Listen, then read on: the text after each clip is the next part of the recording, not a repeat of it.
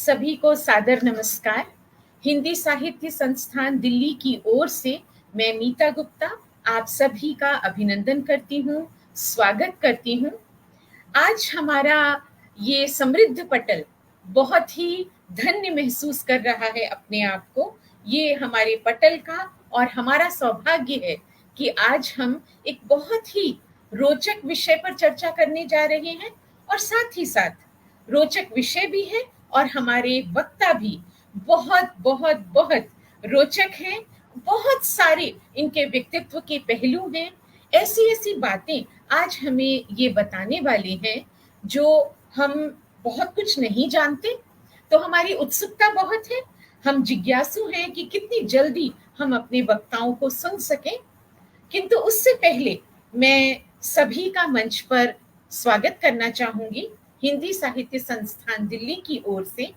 आज हम अपनी परिचर्चा के 116वें पायदान पर हैं।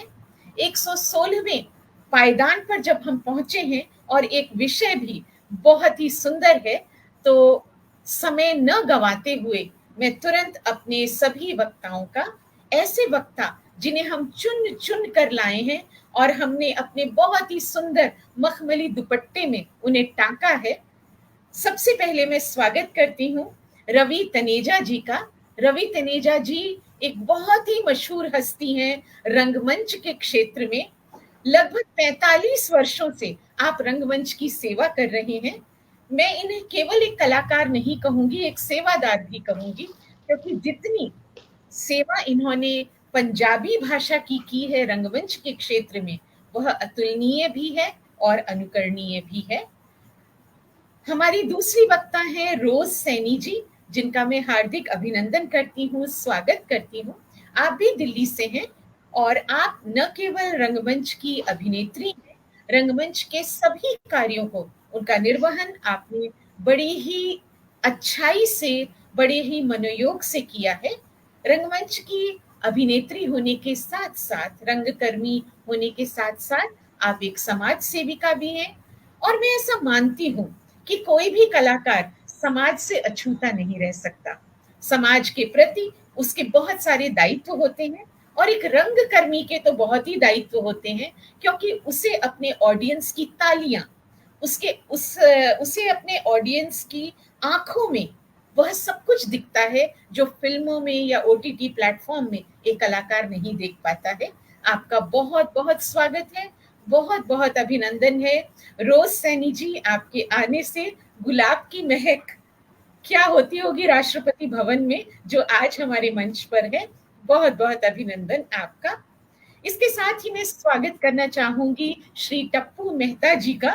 मैं टप्पू इसलिए कह गई क्योंकि आदतन मुझे टप्पू भैया कहने की आदत है, पर इनका पूरा नाम है संजीव मेहता जी।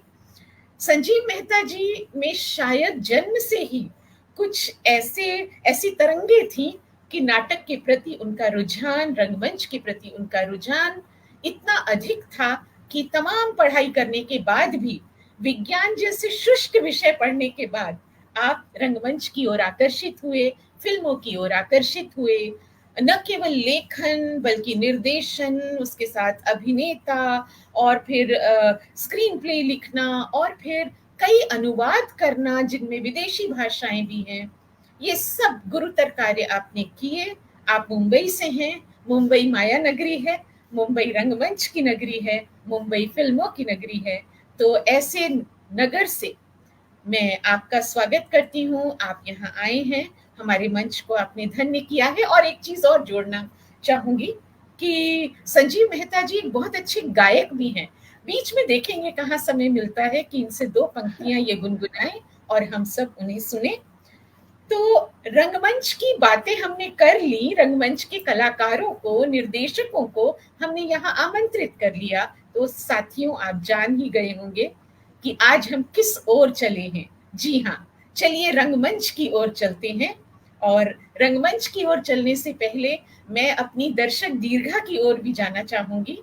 सभी का स्वागत करते हुए मैं सभी का अभिनंदन करती हूँ।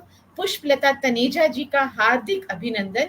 आप हमेशा की तरह हमारी सबसे अच्छी और सबसे बुजुर्ग श्रोता हैं, और वक्ता भी बहुत अच्छी हैं।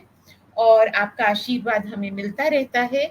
कुमार सुरेंद्र सागर जी हमारे साथ जुड़ चुके हैं, आप सभी का हार्दिक अभिनंदन कर रहे हैं, स्वागत भी कर रहे हैं। और संजीव जी, आपका नाम लेकर वे लिख रहे हैं, तो कुछ पुराना सा रिश्ता है, नाता है, अभी पता चलेगा थोड़ी देर में अच्छा, क्या है क्या बात कुमार है। सुरेंद्र सागर जी के साथ आपका।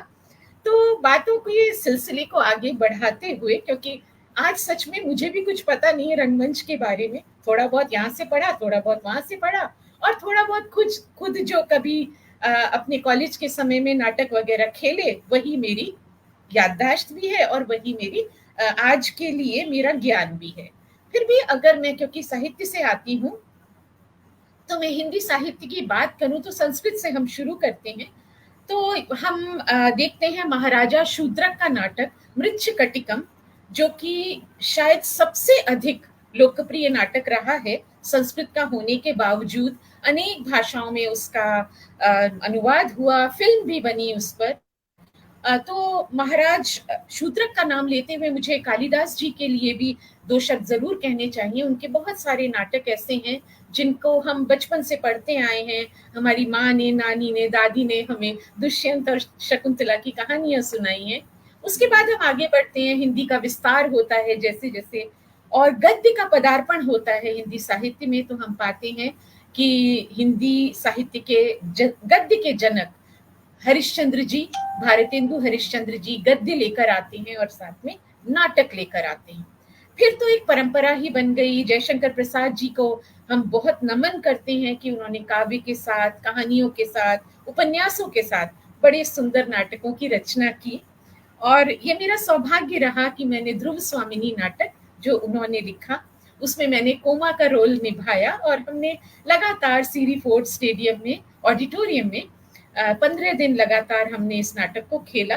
मुझे सब कुछ आता नहीं था, नाटक बस जैसे हमारे प्रोफेसर कह देते थे हम कर लेते थे। एक गाना बड़ा हम गाया करते थे उस समय, क्योंकि कोमा के पात्र में वो था गाना, वो गीत, बल्कि वो बहुत सुंदर कविता है, अरुण यह मधुमेह देश हमारा। तो ये मेरी यादें हैं, ये मेरा थोड़ा सा मैंने इधर उधर से जो ज्ञान बटोरा है, जो मेरे पास बिल्कुल भी नहीं है, मैं बार बार कह रही हूँ इस बात को, और कहने में कोई गुरेज भी नहीं है, कोई शर्मिंदगी भी नहीं है, क्योंकि यहाँ हम एक दूसरे से ज्ञान बांटने और एक दूसरे के अनुभवों को बांटने के लिए यहाँ पर आए हैं। तो अपनी बात को, अपनी वाणी को थोड़ा विराम देना बहुत जरूरी है अब, क्योंकि हमें बहुत सारे लोगों की बातें सुननी है।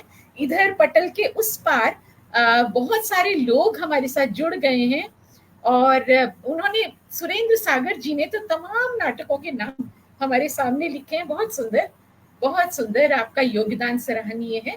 और आगे बढ़ते हैं, भारतीयता की बात है, नाटकों की बात है, जिसमें संवाद है, अभिनय है, संगीत है, एक नृत्य भी है, सब कुछ है। तो एक प्रकार से भारतीय परंपराओं का अगर लोक दर्शन करना है तो नाटक के रूप में किया जा सकता है।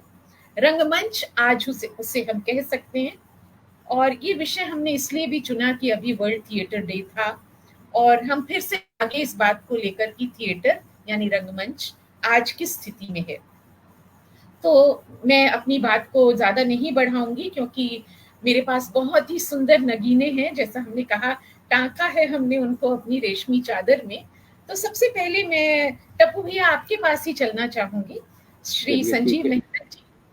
और सबसे पहले तो ये बताइए कि आपको कब ऐसा लगा कि आपका रुझान विज्ञान विज्ञान की अपेक्षा अ, फिल्मों में, रंगमंच पर, अभिनय में, या ये कॉलेज के दिनों से शुरू हो गया था? ये जो है शुरुआत, जो बोलते हैं ना कि ये जो कीटाणु होते हैं ना, ये बड़े जन्मजात होते हैं, ये पैदाइशी होते हैं, और ये इंसान के होश संभालने से पहले ही वो प्रकट होने लगते हैं। तो मेरे भी प्रकट होने लग गए थे, जो बाद में अब याद करता हूँ, बहुत बचपन में जब कहीं नर्सरी स्कूल में था, तो कहीं वो स्कूल के फंक्शन में लिपस्टिक लगा के और कुछ झालर वालर पहना के खड़ा कर देते थे, और दो चार कुछ एक लाइंस दे देते थे। और मुझे अभी सबसे पहले अपना जो मैंने किया था नर्सरी वाला, वो अभी भी कुछ याद है हल्का हल्का, कि उसमें मैंने एक बड़ा सा थैला टांगा हुआ था, और मैं वहां पे सुरमा बेचने वाला बना था। तो हमारी टीचर ने मुझे वो चार पंक्तियां कुछ सिखा दी थी। वो एग्जैक्टली मुझे एक पंक्तियां, बताइए संजीव, ये सुरमा बरेली वाला था या नहीं? मैं बरेली से हाँ कुछ ऐसे ही था, हाँ ऐसे ही था कुछ सुरमा, शायद वो शायद बड़ा कोइंसिडेंस है कि वो बरेली वाला ही था मेरे ख्याल में। अच्छा। तो उसको मैं कुछ बोलता था कि ये सुरमा है, इसको लगा लेंगे तो इंसान को दिन में तारे नजर आ जाते हैं, कुछ इस टाइप का उसमें बड़ा हास्य। और एक छोटा सा बच्चा 4 साल का, 4.5 साल का, जब स्टेज पे करा तो सारे लोगों का जो मेरी तरफ तालियां और जो हंसी ठट्ठा हुआ, तो उससे मुझे एक बड़ा रोमांच हुआ। मैंने कहा अरे मैंने ऐसा क्या बोल दिया कि लोग इतने खुश हो गए। तो उसको बोलते हैं कि कहीं ना कहीं वो एक फील गुड फैक्टर का पहला एहसास हुआ होगा मुझे वो। तो शायद धीरे धीरे उसकी खुराक में और चाहने लगा, धीरे धीरे स्कूल के फंक्शंस में करने लगा। फिर धीरे धीरे जब पढ़ाई तो सब विज्ञान में सब की थी, क्योंकि वो सामने हमारे जमाने में वही था रास्ता कि जो दिखा देते थे कि नहीं ये पढ़ना है, अब केमिस्ट्री में ये कर लिया वो कर लिया। तो जब मैं रुद्रपुर में स्कूल में था अपने, तो वहां पे हमारे शहर में रंगमंच शुरू हो चुका था। और रंगमंच का सबसे पहला जो एक्सपोजर होता है वो होता है सीधा हमारे छोटे शहरों में रामलीलाओं का। और रामलीला में एक बड़ा अट्रैक्शन होता था कि रामलीला में काम करना है, क्योंकि कलाकार बहुत हमें प्रभावित करते थे। हम बचपन में जाते थे तो वहां पे भर्ती कैसे हो, तो भर्ती होने का बड़ा सीधा सिंपल सा उनका तरीका था कि आपको जो है वो पीछे जो उसके बैक स्टेज में ना कुछ टेंट लगे होते थे, उसमें कुछ फटे होते थे, छेद होते थे, तो उसमें से आपको घुसना होता था। उसमें से घुस के, और वहां ट्रंक खुले होते थे जिसमें तरह तरह की पोशाकें सब रखी होती थी, और आपको फटाक से वो पहन लेनी होती थी अंदर घुस के। जैसे ही आपने कुछ पहन लिया तो आप उस नाटक के हिस्से, मतलब रामलीला के हिस्सा हो गए, फिर आपको कोई बाहर नहीं निकाल सकता। तो मैं ऐसे ही पीछे से छेद में से मौका मिला और मैं अंदर घुस गया, तो मेरे हाथ में रावण काला कपड़ा आ गया, तो मैंने वो फटाक से ओढ़ लिया। तो एक आदमी आया जो चौकीदार था, कौन कौन? मैंने कहा नहीं मैं रावण की सेना का हूं।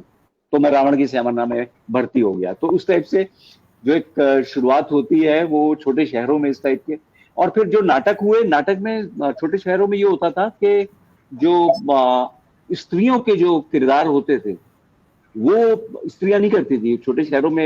आज भी हम लोग वो पुरुष करते थे। तो मैं बचपन में बड़ा खूबसूरत सुंदर था, गुलाबी गुलाबी सा, तो मेरे को जो है वो लड़की बना देते थे हमेशा। और मुझे इस बात से बहुत खुंदक आती थी कि मैं तो लड़का हूँ, मुझे नहीं करने। रामलीला के जो हमारे डायरेक्टर थे, हमारे एक अंकल जी थे, हाँ, तो वो मुझे, मेरा बहुत शौक था मुझे कि मुझे छोटे लक्ष्मण का रोल करना है, क्योंकि उसमें बड़ा वीर रस वाला वो था पूरा, छोटा लक्ष्मण बड़ा एग्रेसिव। लेकिन जो हमारे अंकल जी थे जो डायरेक्ट कर रहे थे वहां पे, उन्होंने कहा देखो तुम जो है कोई भी रोल ले लो, सीता की सहेली का रोल ले लो, तुम कैकेयी के साथ का वो ले लो, दरबार में ये कर लो। मतलब सारे फीमेल रोल्स आपको दे रहे थे? हाँ सब फीमेल का तो मैं करता भी था। और वो आज भी मैं जब फीमेल का कोई किरदार अगर करना हो तो मैं बहुत बढ़िया से कर लेता हूँ। और बाद में यही जो चीज है वो कपिल शर्मा ने अपने शो में बहुत बढ़िया से यूज किया कि उसने सुनील ग्रोवर को और उनको लड़कियां बना दिया। तो ये बेसिकली इसका जो शुरुआत है वो छोटे शहरों की उस मजबूरी से था, जहाँ पे बेचारे पुरुष लोग जो है स्त्री के रोल करने पड़ते थे। बहुत सुंदर, बहुत सुंदर, बहुत सुंदर। संजीव जी अब ये बताइए कि आप अब जैसे मुंबई में हैं, तो क्या आप जब मुंबई की ओर चले, हाँ, आपने कहा आप रुद्रपुर से हैं, नैनीताल रुद्रपुर ये उत्तराखंड का इलाका है, जब आप यहाँ से चले मुंबई की ओर, क्या विचार था मन में, क्या करने जा रहे थे? देखिए हाँ बिल्कुल, जो रंगमंच है बेसिकली एक आपके मतलब फाउंडेशन कोर्स टाइप की एक प्राथमिक आपकी शिक्षा है। उसके बाद आप थोड़ा सा ग्रेजुएट होना चाहते हैं कला की दूसरी फॉर्म में, तो कला की जो अगला जो विधा वो हम अट्रैक्ट होते हैं फिल्मों की तरफ। तो मुझे लगा कि मैं तो अभिनय कर सकता हूँ, मुझे ट्राई करना चाहिए। तो पहले तो दिल्ली में कुछ हल्की हल्की शुरुआत हुई थी, तो अभिनय थोड़ा थोड़ा कहीं कहीं कुछ नाटकों में, दूरदर्शन के उसमें कुछ 2-4 संवाद वाला भी रोल मिल जाता था तो वो भी कर लेते थे, बड़ा अच्छा था। तो असली जो अट्रैक्शन था वो बम्बई के लिए था। तो बम्बई आए, बम्बई, हाँ। तो बेसिकली जो हमारा रंगमंच है वो हमें एक तरह से, रंगमंच एक कमांडो कोर्स है एक एक्टर के लिए। अगर आपने रंगमंच कर लिया तो आपको एक विश्वास आ जाता है कि कैमरा के सामने भी आप कर लेंगे। क्योंकि करती सबसे बड़ा चैलेंज होता है लाइव ऑडियंस के सामने अपनी लाइंस बोल पाना। जहाँ तो रीटेक्स यहाँ नहीं पे, होते। यहाँ ये एक ही टेक होता है, सिंगल टेक का खेल है। और जी इतना चैलेंजिंग है कि अभी बहुत सालों के बाद, क्योंकि मैं तो इसके बाद फिर कुछ फिल्में, कुछ एड फिल्म्स और ये सब करता रहा, बीच में राइटिंग का, नॉन फिक्शन राइटर भी बन गया, तो राइटिंग का काम करने लगा मैं। ये शेखर सुमन वाले एक शो थे, मूवर्स एंड शेकर्स, तो वो मूवर्स एंड मैं शेक। लिखने लगा था। वो बेसिकली ऑब्जर्वेशनल और सेटायर था, कॉमेडी उस टाइप की, बड़ी एक अलग सी उसका जी स्टाइल था। वो करने जी लगा। जी वो सब करते करते अभी बहुत सालों के बाद बोलते हैं ना कि उड़ी जहाज का पंछी उड़ी जहाज को आवे, तो जिस जी जहाज से बिल्कुल। मेरी उड़ान हुई थी रंगमंच के, उसी जहाज पे मैं अभी पिछले साल फिर लौट के आया, और एक करीब बात 35 बताइए, साल के। हाँ जी। बाद, हाँ आपने कहा 35 साल के बाद आप लौट के आए। जितना मैंने आपके बारे में जाना है, पढ़ा है, आपको हम्म। मंटो क्यों आकर्षित करते हैं? हाँ, बहुत बढ़िया आपने ये सवाल किया कि मंटो बंटो क्यों क्यों आकर्षित? मुझे क्योंकि मैंने पढ़ा, या मेरे और कई साथी हैं जिन्होंने पढ़ा, ठीक है हाँ पढ़ा उनकी कहानियों को, सब ठीक है, लेकिन हाँ ऐसा आकर्षण उनमें हमें नहीं दिखा। या फिर हम ये कहें कि कुछ ऐसी बातें थी जो हमारी सोच से मेल नहीं खाई, जो भी बात हाँ। है। आपको कैसे नहीं, वो आकर्षित किया? मंटो अपने समय के बहुत ही प्रोग्रेसिव आदमी थे। वो बहुत फ्यूचर वाले आदमी थे, जिनको उस जमाने के लोग समझ नहीं पाए, और उनके जो कहने की और कहानी कहने की जो सब चीजें थी, वो इतनी बेबाक और इतनी दिलेर थी कि लोग एकदम से सकते में आ गए, ये आदमी क्या कह रहा है। तो क्या वो कह एकदम रहे से हैं? जो है चौंका देने वाली बात थी। तो और उनकी, और वो एक संवेदनशील एक इंसान थे, और जिनकी हम्म ऑब्जर्वेशनल जो पावर है वो बड़ी कमाल की थी। और उन्होंने हमेशा, मतलब जो लो तबके के लोगों के बीच में रह के जो उनकी कहानियों को खुद महसूस हम्म करके जो लिखा, वो बहुत कमाल। उनके मैंने जब शुरू शुरू में कुछ कोटेशंस पढ़ी थी, जी तो जी मुझे लगा जी ये तो कमाल के। जब हम ये प्ले करने लगे थे, तो मेरा एक दोस्त है जो पुराना साथी रहा है मेरा, उसने अचानक, वो थिएटर से ही है, चंडीगढ़ थिएटर से था वो, तो उसने मुझे आइडिया दिया कि मंटो की कहानी है शहीद साज, उस पे अगर नाटक हम्म बने तो हम्म मैंने वो पढ़ा। वो नाटक जो है एक मोनोलॉग के अंदाज में है कि एक मोनोलॉग है, हाँ कैरेक्टर जी जो जी। पूरा उसको जो है एक्सप्लेन कर रहा है, पूरी अपनी कहानी बता रहा है। वो एक जी व्यवसायी है, और ये एक डार्क ह्यूमर है उनका, और सेटायर है बहुत अच्छा। तो बहुत गहरा इसको जब सटाया हमने मोनोलॉग के रूप में पढ़ा, तो मुझे ये लगा कि इसको जो है नाटक का रूप देना चाहिए। दिया जाना तो चाहिए, बहुत उसमें हम, सुंदर। मेरे दोस्त और हमारे, उनकी वाइफ जो प्रोड्यूसर भी हैं, माया राव, तो इन लोगों ने, सबने, हमने मिलकर डिसाइड किया कि इसमें हम जो है मंटो को सूत्रधार के तौर पर ऐड करते हैं। और ये एक नया मुझे देख के प्रयोग था, ये वो प्रयोग नया एक नया प्रयोग था। था। नया हाँ, प्रयोग था, जी जी और मेरी जो हालत है, तो उनको बोला यार कि तुम कहीं ना कहीं जी। मंटो से थोड़ा बहुत मैच करते हो, तो यार मंटो का सूत्रधार तुम कर लो। तो वो एक उसने ट्रिगर किया, और मैंने ठीक है। फिर मंटो के ऊपर काफी रिसर्च भी किया, और मैंने जानबूझकर नंदिता दास की जो फिल्म थी मंटो, वो नहीं देखी, इसलिए कि कहीं उसका प्रभाव मेरे पे ना आ जाए, छाप आ जाती है, नवाजुद्दीन जी सिद्दीकी जी का। बिल्कुल आती है। तो बिल्कुल मैं बिल्कुल। मंटो को अपने ही तरीके से मैंने प्रिपेयर किया। मैंने मंटो के जितने उनके कोटेशंस हैं उनको जाना, कि वो आदमी सोचता कैसे था, क्यों हम्म। उनमें इतनी संवेदनशीलता की। तो मैंने ये बहुत बहुत सुंदर। चीजें देखी कि वो बहुत संवेदनशीलता कमाल की थी। उनका स्टेटमेंट जो मैंने पढ़े कुछ, तो मैं बहुत अट्रैक्ट हो गया उनसे। उनका एक स्टेटमेंट ये था कि सिगरेट पीने से औरतों के भी फेफड़े खराब होते हैं, उनका किरदार नहीं। तो कमाल बिल्कुल कमाल की बिल्कुल। बातें, मतलब उस जमाने में वो औरतों को इतना बढ़िया नजदीक से उन्होंने, और वो औरतों का दिल से सम्मान करते थे। तो हम्म। उस हिसाब से हम लोगों ने ये नाटक जब तो शुरू किया, और ये बड़ा धीरे सौभाग्य धीरे होगा, करते करते। ये हमारा हाँ जी। सौभाग्य होगा कि मैं ये कह रही हूँ कि मंटो की हाँ कहानियां जो नहीं बता पाई, जो हमें नहीं हाँ अपील कर पाई, अगर हमें हाँ, आपके रंगमंच पर आपके उन नाटकों को देखने का मौका मिलता है, तो निश्चित तौर पर हमारी धारणा बदलेगी। तो कितनी बिल्कुल। कितने आप कितनी जगह मंचन कर चुके हैं इसका? इस नाटक के अभी तक करीब 23 शोज हो चुके हैं। अच्छा। मुंबई, अहमदाबाद, शिमला, कर्नाटक, बेंगलुरु, हिमाचल, बेंगलुरु आप गए बहुत थे। जगह हुए आप हैं। बेंगलुरु में आपके नाटक को मेरे बेटे ने भी देखा था, और शायद आपसे मिला भी हाँ, था। जी मेरा हाँ, जी बेटा हाँ। गया था, मुझे जब उसने बताया कि मैं जा रहा हूँ देखने के लिए, तो मुझे लगा कि यूथ में तो आजकल रंगमंच के प्रति कोई आकर्षण नहीं है, ये कैसे जा रहा है? पर उसने फिर मुझे आके बताया कि मुझे बहुत अच्छा लगा, और वो रंगमंच का प्रेमी है। तो हाँ आपकी बात को हम यहाँ पर अभी रखते हैं, हम थोड़ा सा आगे बढ़ेंगे। हमारे बिल्कुल। दोनों वक्ता अभी हमारी प्रतीक्षा में हैं। इस बीच कई हमारे पास मैसेजेस आ चुके हैं। कुमार सुरेंद्र सागर जी कह रहे हैं कि मैंने भी कैकई का रोल निभाया है, जो कि अच्छा। बड़ा, मतलब सोच रही हूँ कि कैसे लगते होंगे।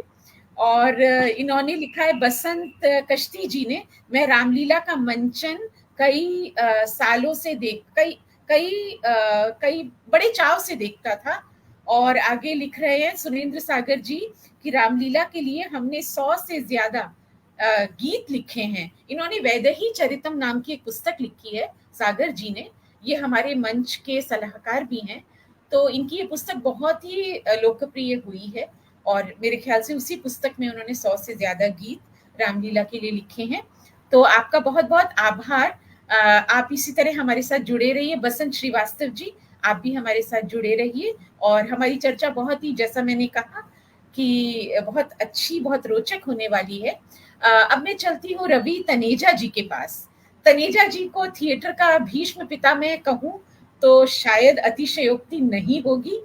पंजाबी थिएटर को इस तरह से एक उड़ान देना, उसका उन्नयन करना, मैं अभी कहीं पढ़ रही थी तो उसमें मैंने ये पढ़ा कि अगर हम वास्तव में थिएटर को ऊंचाई देना चाहते हैं तो हमें क्षेत्रीय भाषाओं को सामने लाना चाहिए, क्षेत्रीय भाषाओं में मंचन करना चाहिए, जिससे कि जन जन तक, हर कोई हिंदी नहीं समझता है, हर कोई अंग्रेजी भी नहीं समझता है, लेकिन भारतीयता जो क्षेत्रीय भाषाओं में है, और पंजाबी एक बहुत ही समृद्ध भाषा है, पंजाबी का विस्तार तो न जाने कहाँ से कहाँ तक है।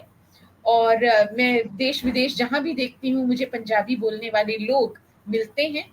और आपने थिएटर में पंजाबी 45 वर्ष का, जो मैं आपका वो पढ़ रही थी परिचय, 45 वर्षों से आप पंजाबी थिएटर की सेवा कर रहे हैं, और शायद इतनी लंबी सेवा और किसी ने भी नहीं की है। आप निर्देशन का काम भी करते हैं, पात्र भी निश्चित तौर पर आपने निभाए होंगे, तमाम तरह के प्रोड्यूसिंग आप करते हैं। तो सबसे पहला मेरा प्रश्न यही है आपसे कि ये आपने कब जाना कि थिएटर के प्रति आपका इतना आकर्षण है? रवि तनेजा जी, आपसे बात कर रही हूँ जी। शुक्रिया अमिता जी, पहले तो मुझे इस मंच पे बुलाने का और मेहता साहब को सुनने का। मेहता साहब, सलूट है आपको, आपने बहुत एक जिंदगी जी है इस कला के साथ। शुरुआत कहाँ से की और कहाँ आप पहुंचे। ये सच है कि नाटक के बाद आगे क्या, आदमी फिल्मों में ही जाता है, लेकिन मेरी सोच थोड़ी दूसरी थी। मैंने कहा कि मैं फिल्मों के लिए नहीं बना, मैं कभी फिल्म की तरफ नहीं जाऊंगा,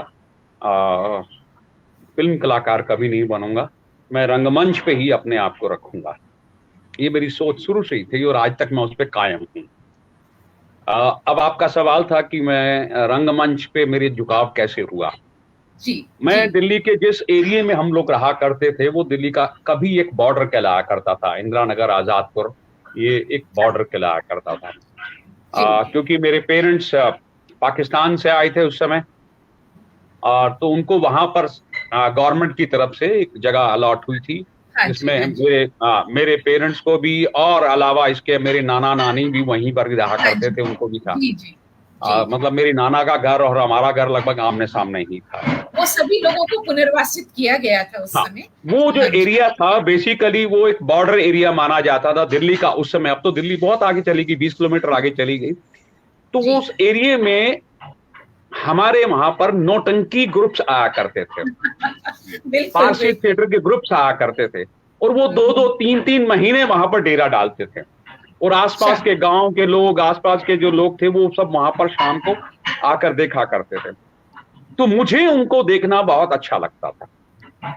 खासकर मेरे लिए अचंभे की बात तब होती थी कि यही जो कलाकार मंच पे हैं, ये दिन में तो ऐसे काले कलूटे घूमते रहते हैं, लेकिन रात को मंच पर इतने गोरे और चिट्टे और क्या दमदार नजर आते हैं, और इनकी आवाज पर लोग, इनके डायलॉग्स पे लोग रो रहे हैं, और इनके ही आवाज पे, इनके डायलॉग पे लोग हंस भी रहे हैं।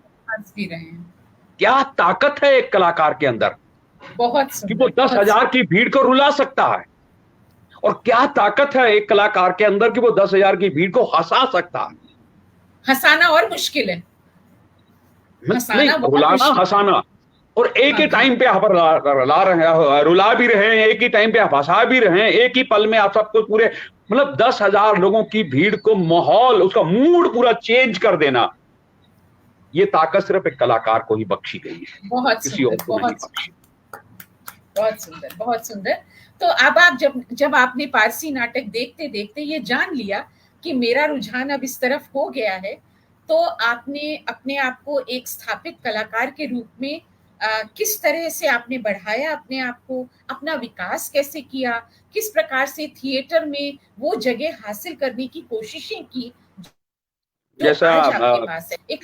हाँ, मेहता साहब ने जैसा बताया कि शुरुआत तो स्कूल के नाटकों से है और फिर रामलीला हो गई, फिर आप कॉलेज पहुंच जाते हैं। हमारे समय में स्कूल में नाटक नहीं होते थे, तो वो जो नौटंकी ग्रुप्स हम देखा करते थे, उससे मेरे अंदर ये आया कि अब हम स्कूल में नाटक करेंगे। तो ये बहुत एक धमाका था हमारे स्कूल के अंदर कि नाटक कैसे हो सकता है, नाटक तो कंजर लोगों का काम है, ये कंजर लोग नाटक करते हैं, मतलब अच्छे परिवार के लोग नाटक नहीं कर सकते। लेकिन मैंने प्रिंसिपल को बोला कि इस बार 15 अगस्त के इसमें नाटक करेंगे। तो ये एक धारणा हम लोगों के साथ है कि नाटक करना तो कंजरों का काम है। तब आप स्टूडेंट थे या तब वहां पर क्या टीचर थे जब आपने ये बातें कही? आपने कैसे मनाया? आप दोबारा बोलेंगे, आपकी आवाज मेरे तक नहीं पहुंची। कोई बात नहीं, मैं ये कह रही हूँ कि आप वहां पर स्टूडेंट थे या आप वहां टीचिंग कर रहे थे?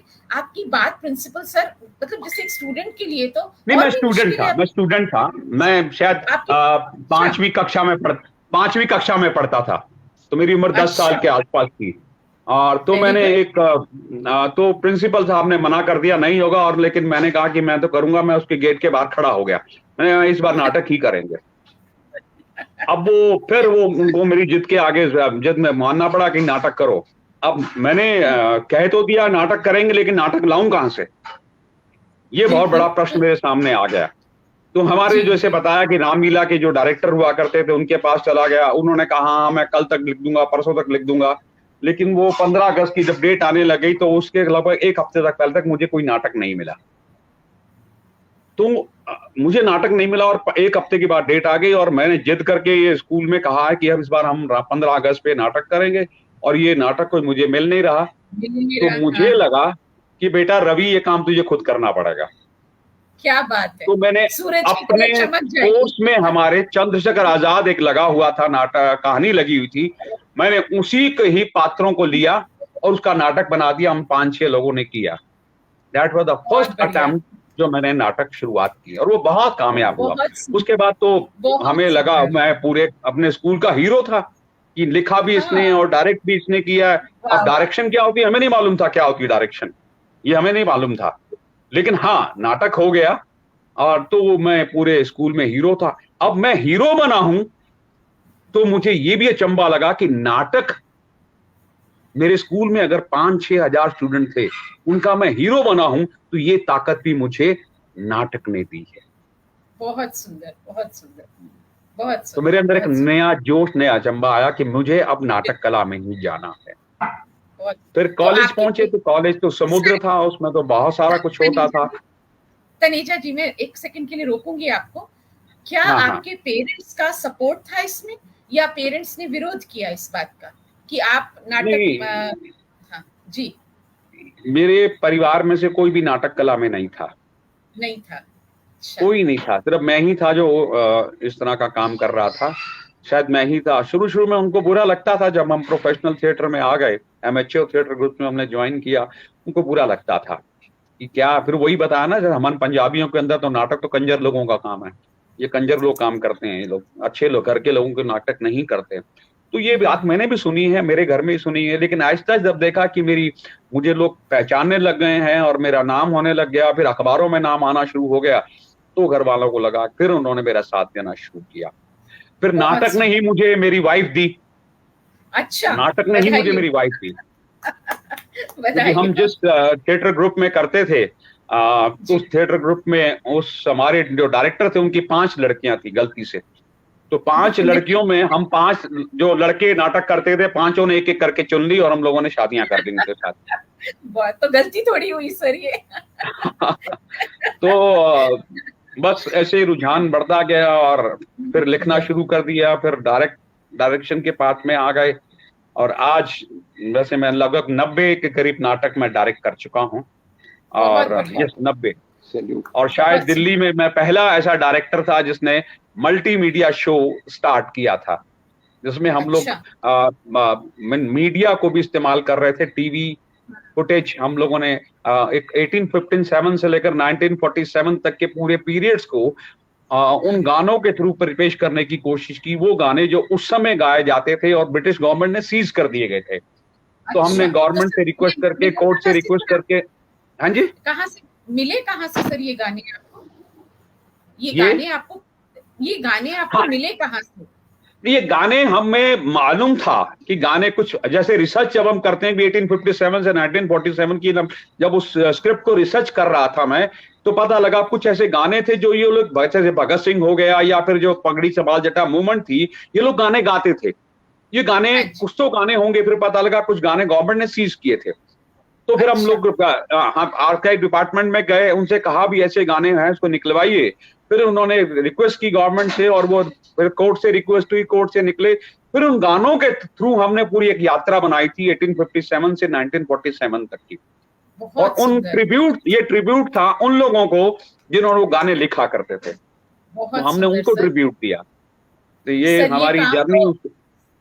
बहुत सुंदर। ये काम तो वास्तव में मतलब आपको मेरे पास शब्द नहीं है कहने के लिए, और मैं बहुत छोटी हूँ, मेरा मुंह भी बहुत छोटा है, इतना बड़ा कद है आपका सर। और अभी आपके लिए बहुत सारे संदेश आ रहे हैं। लाजवाब रवि जी, और इंटरेस्टिंग स्टोरी, आपकी स्टोरी के लिए कहा जा रहा है। और पुष्पलता तनेजा जी कह रही है इंटरेस्टिंग स्टोरी, और सागर जी कह रहे हैं गजब गजब, 2 बार गजब कहा उन्होंने, और पुष्पलता तनेजा जी कह रही है वाह। तो सर हम आपकी यात्रा को यहाँ रोकना नहीं चाहते हैं, लेकिन थोड़ा सा मैं रोज सैनी मैम के पास होकर वापस आती हूँ आपके पास, और फिर हम और बातचीत करेंगे।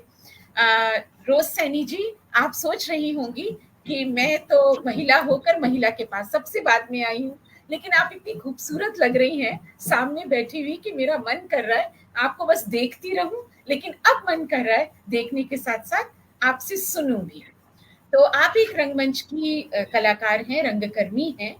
सबसे पहले आप यही बताइए कि आपको कब ऐसा लगा कि रंगमंच आपका डेस्टिनेशन है, आपका लक्ष्य है, जो आपने सोचा है? क्योंकि आपका मूल व्यवसाय, जो काम आप करती हैं, वो नहीं है रंगमंच, लेकिन फिर भी आपने समय निकाला अपने उस शौक को पूरा करने के लिए। तो ये शौक कब आपको लगा कि मुझ में ये है और मुझे ये करना चाहिए? रोज सैनी जी, आपका स्वागत है। शुक्रिया मैम। थोड़ा माइक आपका कम, आवाज कम आ रही है मैम। मैं आपका अब आ रही है। आभार व्यक्त करती हूँ। अभी ठीक है? थोड़ा ठीक है, थोड़ी ठीक है जी। ठीक। मैं आप सभी का आभार व्यक्त करती हूँ कि रवि सर और मेहता सर के सामने मुझे अपना अनुभव यहाँ पर बोलने का मौका मिला। मैं आपको एक चीज बताना चाहूंगी कि रवि सर मेरे गुरु हैं। अरे वाह, क्या बात है। क्या बात। उन्होंने मुझे मौका दिया था, मंच दिया था एक्ट करने के लिए।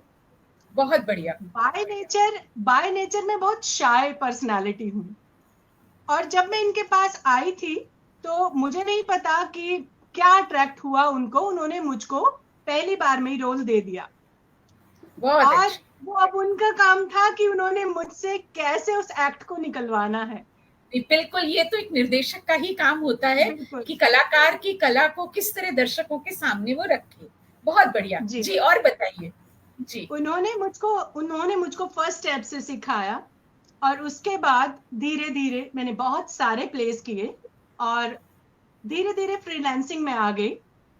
मैं किसी एक डायरेक्टर के साथ कनेक्ट नहीं रही, मैंने बहुत सारे डायरेक्टर्स के साथ काम किया, लेकिन मेरा सबसे जो बेहतरीन अनुभव रहा, जिसने मुझे बहुत कुछ सिखाया, वो रवि सर का था। रवि सर के बहुत निर्देशन में मैंने, हाँ बिल्कुल, वो बहुत मेरे अच्छे। गुरु तो रहे हैं। रवि सर के साथ जो आपने नाटक खेले, रंगमंच पर जो काम किया, उसमें से किसी एक नाटक के बारे में जो रोल आपको बहुत पसंद आया हो, उसके बारे में कुछ चर्चा करना चाहेंगी? जी, उसमें जो नाटक है उसका नाम है हलाला, और हलाला में मैंने एक नौटी भाभी का रोल किया था। अच्छा। और वो किरदार बहुत ही प्यारा सा था, बहुत ही प्यारा सा किरदार था। और वो सच में मेरे से करा पाए तो सही करा पाए, शायद मैं अगर अपने ऊपर लेती तो नहीं कर पाती। नॉटी उसके थी वो, बाद आपने कहा, आपने कहा आप शाई हैं, और वो रोल मिल गया नॉटी भाभी का, नौटी वाला। जी। तो बस ये कह लीजिए कि वो फर्स्ट स्टेप था जो बहुत बेहतरीन रहा। उसके बाद मैंने कॉमेडी प्लेज भी किए, जिसमें मुझे बेस्ट कैरेक्टर आर्टिस्ट का फर्स्ट प्राइज भी मिला। हमारी एक टीम गई थी कोटद्वार एक नाटक फेस्टिवल के लिए, उसमें हमारा नाटक फर्स्ट आया था। तो बस यही है कि ये जर्नी मेरी बेशक छोटी है, लेकिन बहुत सारे अनुभव मुझे मिले अपनी लाइफ के। और जहां तक बात है कि मैंने कब सोचा नाटक करने का, तो आप या मैं कह सकती हूँ कि ये कीड़ा, जैसा कि सर ने कहा, मैं तो सर ने बचपन से होता है।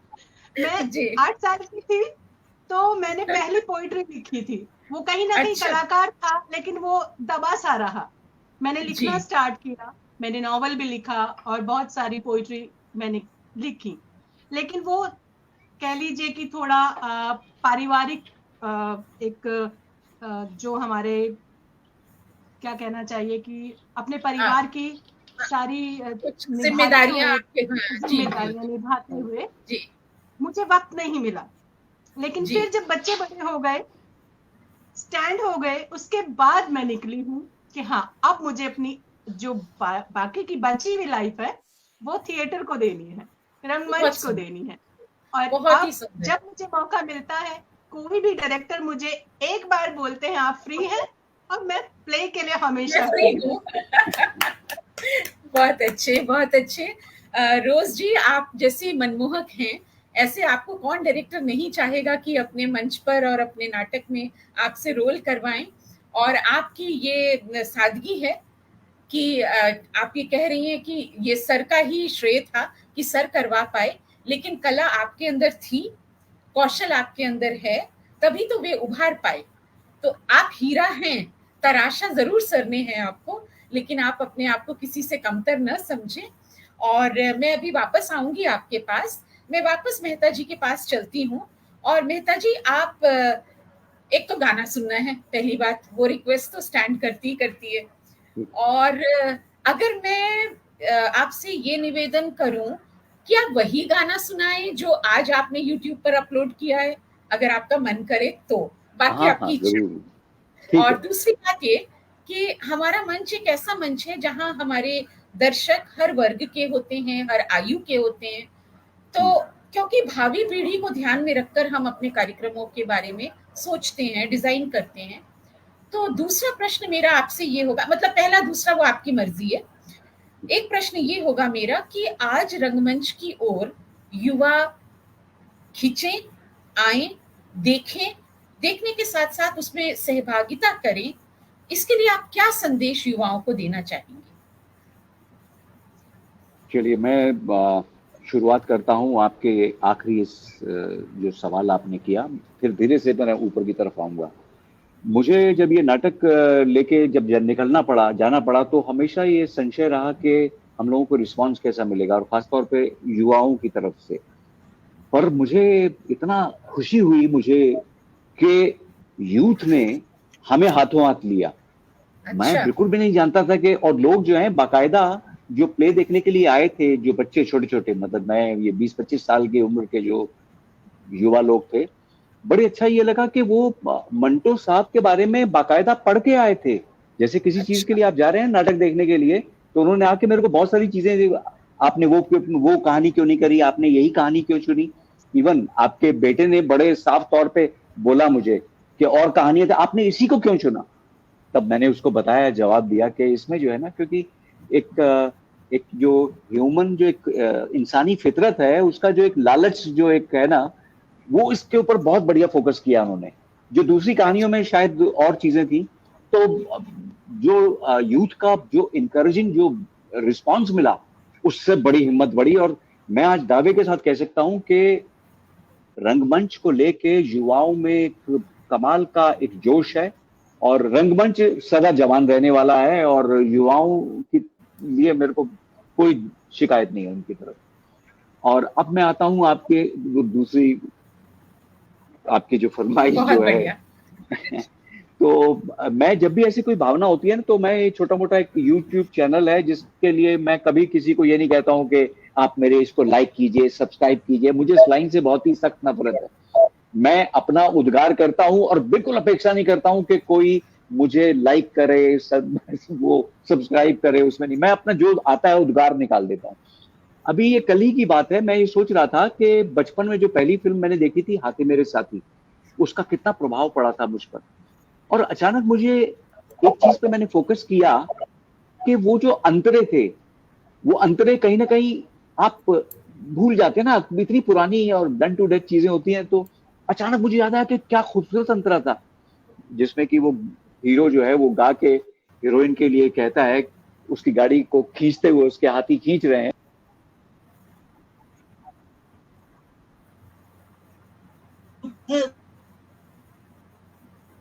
बैठी है जो फूलों सी नाजुक है वो, मोटर में बैठी है जो आहिस्ता आहिस्ता चल, उसको न तकलीफ हो, हाय हाय खाना जाए, हाय हाय खाना जाए, उसकी नाजुक कमरिया बल, चल चल चल चल मेरे हाथी। तो इस अंतरे की खूबसूरती को अचानक मैंने रियलाइज किया। जब रियलाइज किया तो मेरा शेयर करने का दिल किया, क्योंकि हमारी जनरेशन पर मैं समझता हूं कि सबसे पहला जो असर जो है वो हाथियों के थ्रू राजेश खन्ना ने डाला। और जो उस दौरान के जो जवान लोग थे उनके ऊपर जीप और रोमांस का असर जो है, जीप ट्रेन, मेरे सपनों की रानी कब, क्योंकि उससे दर्शक जो राजेश खन्ना से जुड़े तो फिर वो कमाल का मतलब उनको सफलता मिली हो। और दूसरा जो गाना जो मैंने खुद लिखा था अभी लास्ट ईयर, मैं एक फिल्म आई है जियो सिनेमा के ऊपर, जिसमें संजय मिश्रा हैं, चंदन बिष्ट हैं, वो हमारे दोस्त जो कॉलेज के थे उन्होंने बनाई है, उनकी पत्नी ने डायरेक्ट किया है। नैनीताल के हम लोग थिएटर साथ में करते थे। तो एक फिल्म में समोसा एंड सन्स में रोमांटिक सॉन्ग है, तो उसकी मैं चंद पंक्तियां सुनाना चाह रहा हूँ। बिल्कुल बिल्कुल। पहाड़ का भोला भाला सा लड़का है, वो एक शहर से रिसर्च करने आई दिल्ली की एक मॉडर्न लड़की है जो कि बड़ी आज की आधुनिक है लड़की। तो उस लड़की और लड़के में कैसे प्रेम की एक जो केमिस्ट्री है पनपती है। ये लड़का भोला भाला पहाड़ का जैसा होता है, वो बाइक पे उस लड़की को जगह जगह घुमा के उसकी रिसर्च में मदद करता है, और इस दौरान उसको कैसे ये प्रेम पनपता है, तो उसकी भावना कैसी है। वो थोड़ा सा वर्ड्स पे ध्यान दीजिएगा, आवाज पे ध्यान मत दीजिएगा, क्योंकि मैं अपने आप को वैसा कोई गायक नहीं समझता हूँ, बस गा देता हूँ पैशन पे।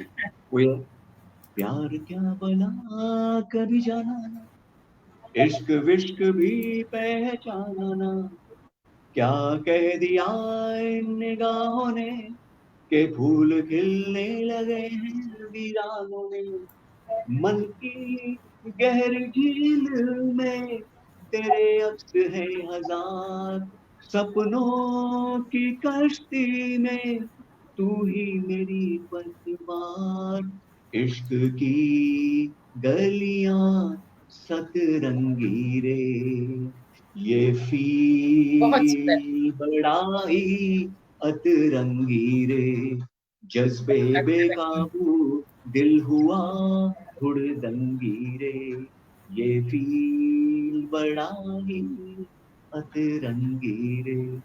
तो यही है आपकी बहुत सुंदर, बहुत सुंदर, बहुत सुंदर। इतना अतरंगी गीत आपने लिखा और इतने अतरंगी आपका व्यक्तित्व है और इतना अतरंगी आपका सफर रहा है। और उस सफर के मैं सोचती हूँ कि हमारे पास समय बहुत कम है, उसके बहुत सारे पल छूटे से जा रहे हैं, लेकिन फिर भी मैं आगे बढ़ना चाहूंगी और मैं तनेजा जी आपके पास आना चाहूंगी। एक लंबा संघर्ष, एक लंबी आपने परिपाटी डाली है जो लगन से है भरी हुई, परिश्रम है उसमें, और एक बहुत मल्टीटास्किंग का काम होता है एक डायरेक्टर का, सबको संयोजित रखना और सबकी अभिलाषाओं की पूर्ति करते हुए दर्शकों के सामने वह प्रस्तुत कर पाना जो दर्शकों की इच्छा है, क्योंकि आपका जो ऑडियंस है वो सर्वोपरि है और फिल्मों की तरह नहीं या ओटीटी की तरह नहीं जो कि बाद में कभी देखेगा, रिस्पॉन्स देगा, जिसकी आंखों में आपको रिस्पॉन्स दिखता है। जैसा हम कह भी चुके हैं, कोई रीटेक्स नहीं है। एक बहुत मैं समझती हूँ एक ऐसा काम है जिसके लिए 24 घंटे भी कम पड़ते होंगे आपके लिए। ऐसा आपने अपना जीवन इस तरह से बनाया है और इतनी प्रतिष्ठा प्राप्त की है। आप एक लब्ध प्रतिष्ठित डायरेक्टर भी हैं और भाषा का भी आपने कभी ऐसा सोचा कि आपने भाषा को कितना अधिक समृद्ध किया है?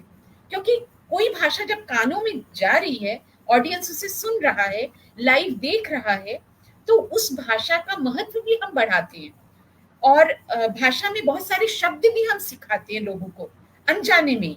शब्द भंडार बढ़ता है ऑडियंस का जब हमारे पास ऑडियंस है।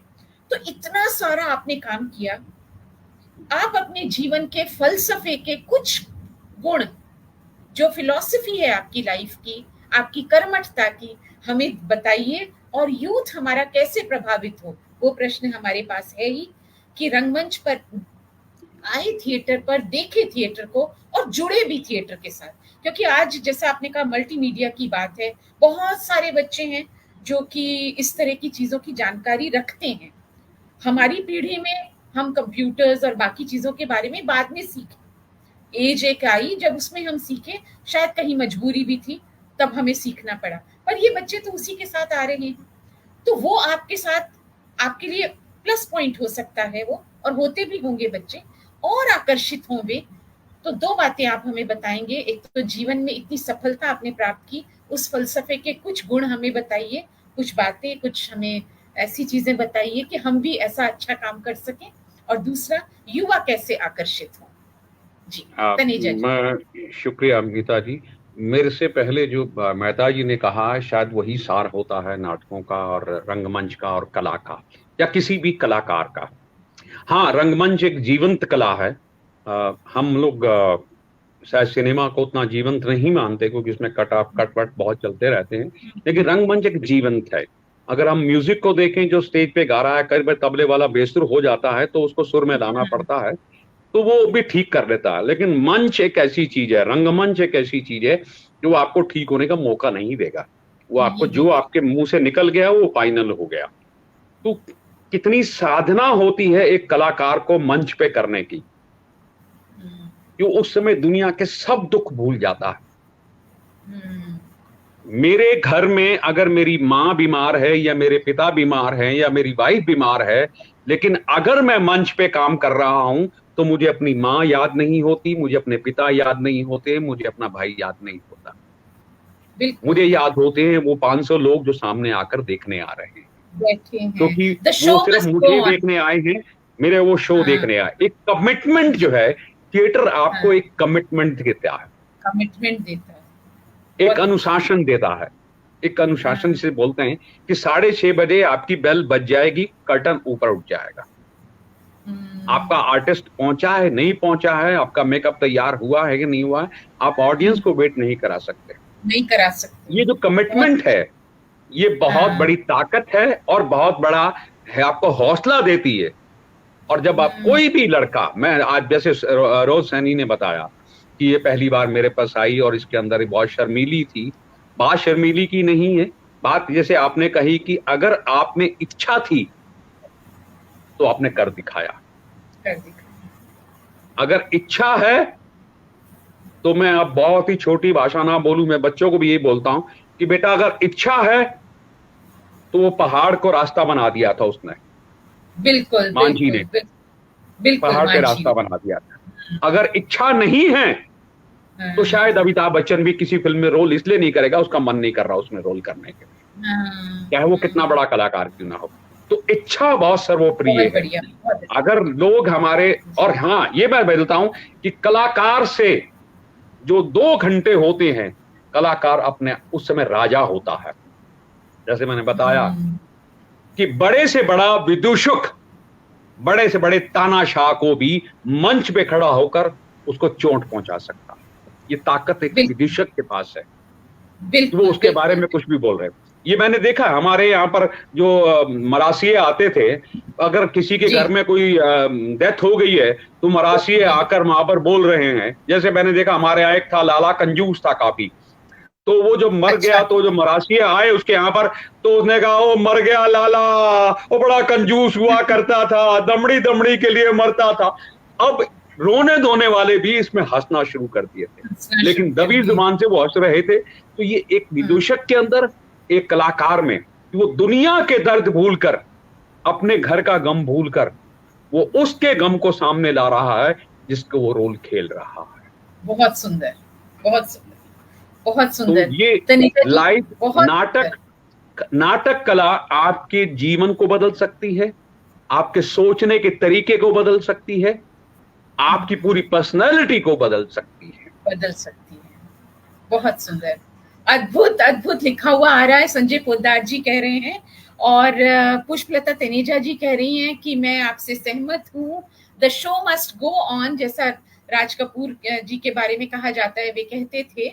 और ओम सप्रा जी कह रहे हैं रवि तनेजा और डॉक्टर सी.डी. सिद्धू की दोनों रंगमंच के स्तंभ रहे हैं, सचमुच अद्भुत सितारे हैं।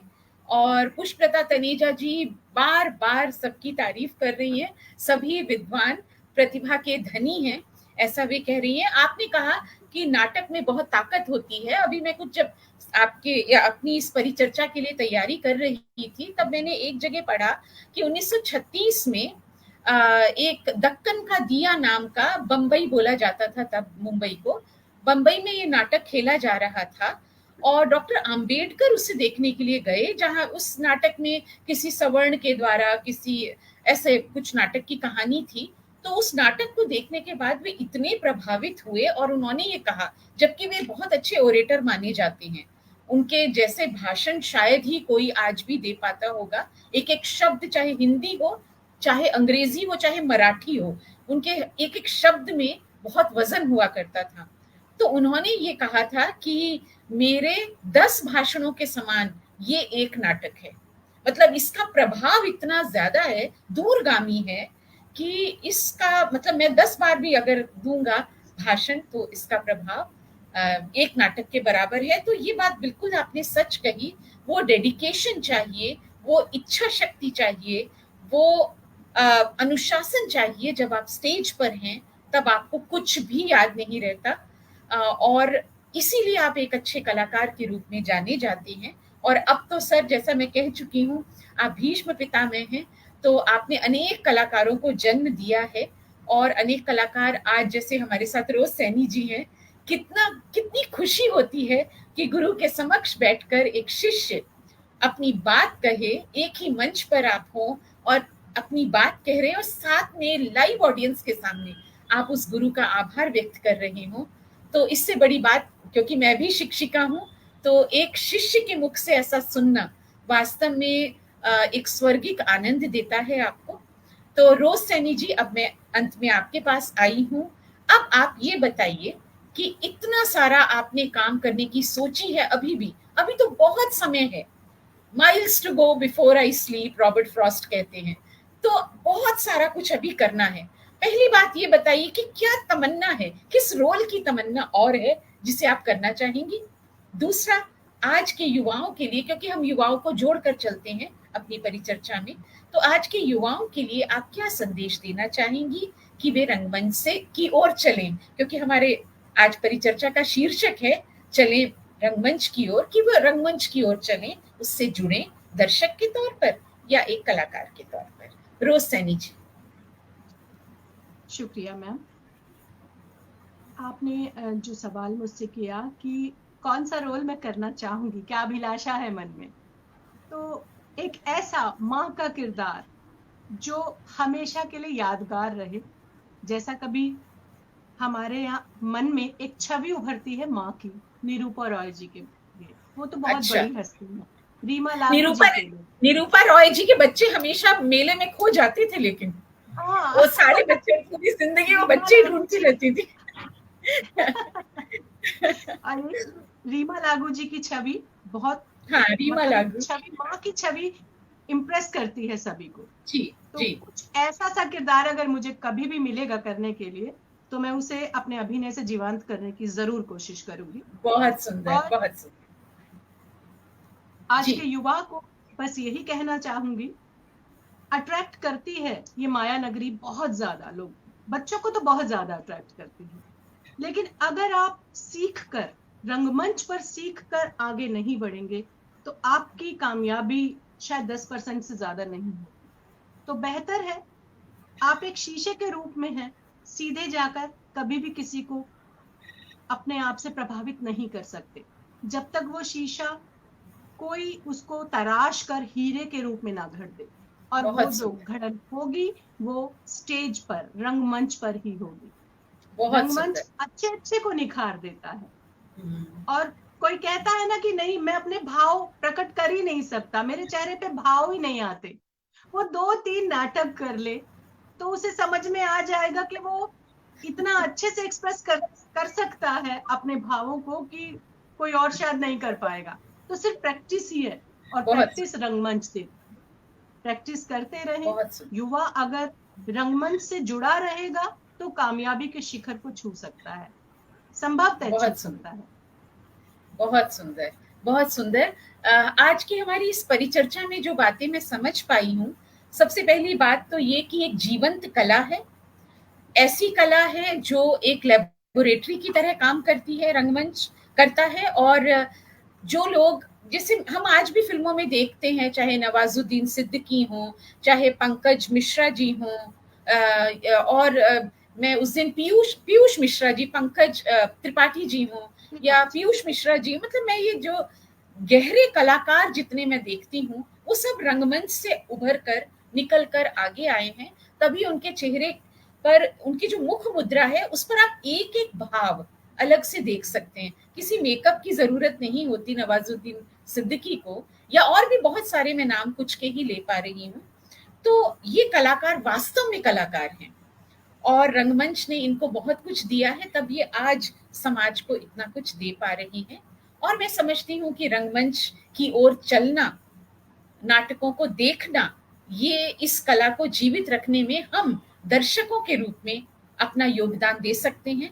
हम अगर कलाकार नहीं बन सकते हैं, कम से कम हम दर्शक बन सकते हैं, और अपनी पसंद के अपने शहर में जहाँ कहीं भी नाटक खेले जा रहे हो, जहाँ कहीं भी रंगमंचों, हर शहर में होते हैं, किसी में छोटे किसी में बड़े, तो जहाँ जैसा है वहां जरूर जाएं और फिल्मों के उस आकर्षण को बाद में अपनाएं, पहले रंगमंच की ओर चलें।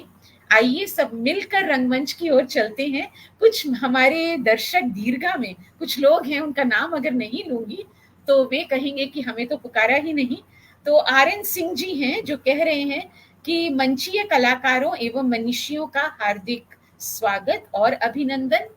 और इसके साथ साथ मेरे संचालन की तारीफ कर रही हैं पुष्पलता तनेजा जी, बहुत बहुत धन्यवाद आपको। और सब बहुत कुछ कह रहे हैं, सुरेंद्र सागर जी कह रहे हैं आप सभी को हार्दिक बधाई। और इसी के साथ, क्योंकि 8 बज रहे हैं, 1 ही मिनट बाकी है, तो मैं मंच पर आसीन अपने सभी वक्ताओं को, सभी सुधी वक्ताओं को, मनीषियों को यही आपसे गुजारिश करूंगी कि आपकी जो जो इच्छाएं हैं, क्योंकि रंगमंच एक वृहद क्षेत्र है और ना ही उम्र उसमें कोई बाधा पड़ती है, तो आपकी जो जो इच्छाएं हैं वे पूरी हों। आप जैसे कलाकार विरले ही होते हैं, आप जैसे कलाकारों के कारण आज भारतीय परंपराएं जीवित हैं। भारतीय परंपराओं में रंगमंच का एक विशेष महत्व है। आपने जो बीड़ा उठाया है, आपने जो परचम लहराया है, वह हमेशा जिंदा रखें, हमेशा ऐसे ही बने रहें। और अगली किसी परिचर्चा में हम फिर आपको आमंत्रित करेंगे। कुछ अधूरा सा रह गया, कुछ अतृप्त सा रह गया, बहुत कुछ बोलना था, बहुत कुछ सुनना था, पर समय की बाधा है। तो इस बाधा को हम अगली किसी भी परिचर्चा में दूर कर सकते हैं। इन्हीं शब्दों के साथ एक बार पुनः दर्शक दीर्घा के सभी सदस्यों, अतिथियों का मैं अभिवादन करती हूँ, आपको धन्यवाद देती हूँ। मंच पर आसीन सभी वक्ताओं का धन्यवाद, आभार, शुक्रिया। मंच के पीछे विभा राजवैभवी जी जो काफी अस्वस्थ हैं इस समय, उनके ही कारण आज हम ये कार्यक्रम पूरा अच्छी तरह संचालित कर पाए हैं। ईश्वर उन्हें जल्दी से स्वस्थ कर दें, यह हम सबकी मनोकामना है। और इसी के साथ अगली परिचर्चा जो 117वीं होगी उसमें हम चिड़ियों के बारे में बात करेंगे और शीर्षक होगा चुन चुन करती आई चिड़िया। सभी से अनुरोध है, चिड़ियों को देखें, चिड़ियों को बुलाएं, क्योंकि माइग्रेटरी बर्ड्स काफी कम हो गई हैं, उनको भारत में बुलाना जरूरी है इकोलॉजिकल और एनवायरमेंटल बैलेंस के लिए। तो अगली परिचर्चा में फिर से जुड़िएगा एक नए विषय के साथ, नए वक्ताओं के साथ। सभी का आभार, सभी को नमस्कार, सभी का शुक्रिया। बहुत बहुत धन्यवाद जी, धन्यवाद।